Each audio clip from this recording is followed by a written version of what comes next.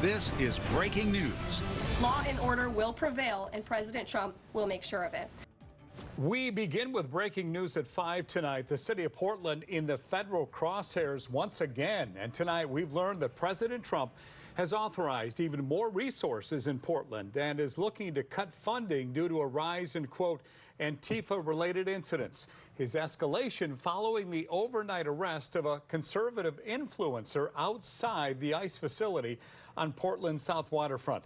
The city is already awaiting the arrival of Oregon National Guard troops to that facility. Thanks a lot for joining us, everybody. I'm Steve Dunn. I'm Deborah Knapp. There are a lot of new developments tonight. So here's what we know right now. 27-year-old Nick Sortor was among 3 people arrested for disorderly conduct after some kind of fight outside the ICE facility.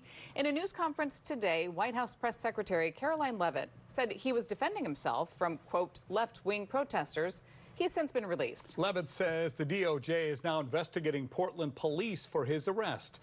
The Multnomah County District Attorney's Office is reviewing the case and will make a charging decision before his arraignment on Monday. Meanwhile, Oregon National Guard troops are still mobilizing for their deployment to the ICE facility following ongoing clashes. A legal battle is brewing to try and stop that deployment. There are a lot of claims from both sides tonight. K2's on your side with team coverage digging into those claims as well as reaction. K2's Vasily Varlamos is live in Salem tonight talking to lawmakers from both sides of the aisle. And K2's Christina Giardinelli is following the threats to cut funding. We start with K2's Shelby Slaughter with what set off this latest escalation by the White House, the arrest of the influencer. So Shelby, the DOJ set a hard deadline for the Portland Police Bureau to respond.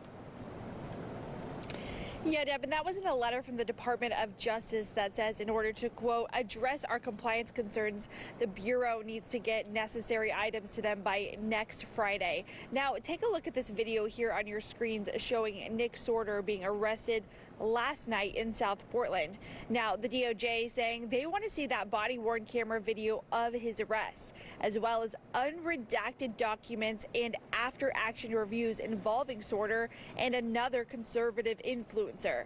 In the letter, the DOJ says Portland police force is using powers in a manner that may be based on, quote, viewpoint discrimination.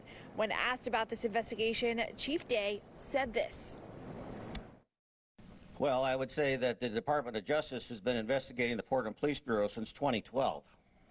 And I would say that the actions and steps that we are taking now in law enforcement, in the enforcement action around protest activity is actually designed and supported and created by their partnership with the Department of Justice under the settlement agreement.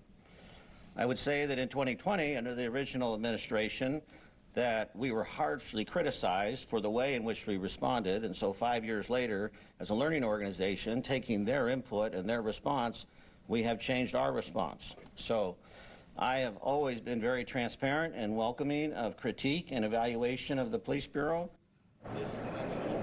Now, Chief Day says Sortor was arrested for disorderly conduct and has already been released from jail, and now he's due in court on Monday. In regards to the federal investigation, Sortor did post on Twitter earlier today saying that Portland police will, quote, absolutely hate what's coming. Reporting live in downtown Portland, I'm Shelby Slaughter, K2 News. All right, Shelby, thank you.